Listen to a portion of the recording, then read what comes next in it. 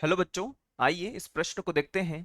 प्रश्न में हमसे पूछा गया है, अनुचुंबकत्व उन अणुओं के द्वारा प्रदर्शित किए जाते हैं जिनमें होते हैं।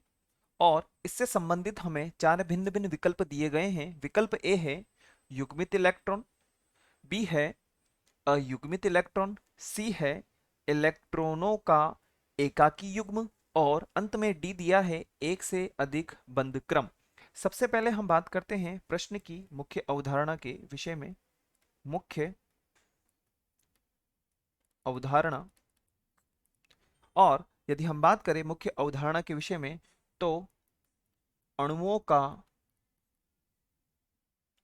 या हम कह सकते हैं कि अणुओं के चुंबकत्व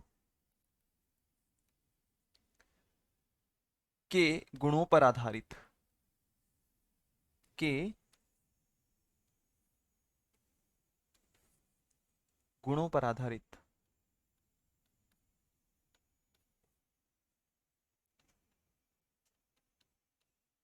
और यदि हम बात करें चुंबकत्व के विषय में तो हम जानते हैं कि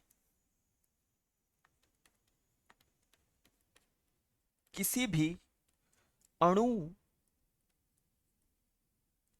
को अनुचुंबकत्व प्रदर्शित करने हेतु अनुचुंबकत्व प्रदर्शित करने हेतु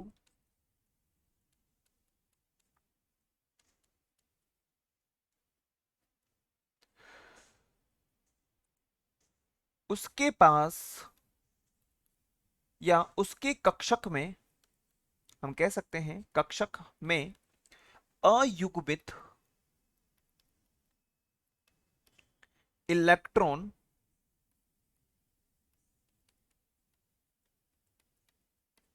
अयुग्मित इलेक्ट्रॉन का होना आवश्यक है।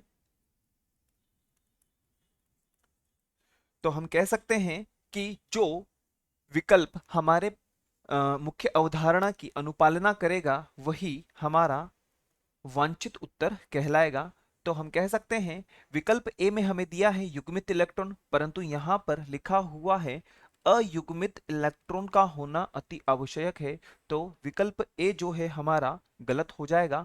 बी दिया है अयुग्मित इलेक्ट्रॉन, जो कि पूर्णतः हमारे प्रश्न की मुख्य अवधारणा की अनुपालना करता है। तो बी विकल्प हमारा बिल्कुल सही होगा।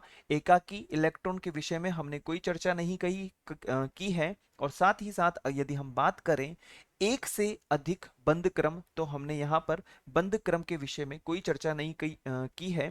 तो हम कह सकते हैं कि जिस अणु के पास हमें अयुग्मित इलेक्ट्रॉन उपस्थित होंगे वह अनुचुंबकत्व प्रदर्शित करेगा। तो हमारा जो विकल्प बी है वही हमारा वांछित उत्तर कहलाएगा।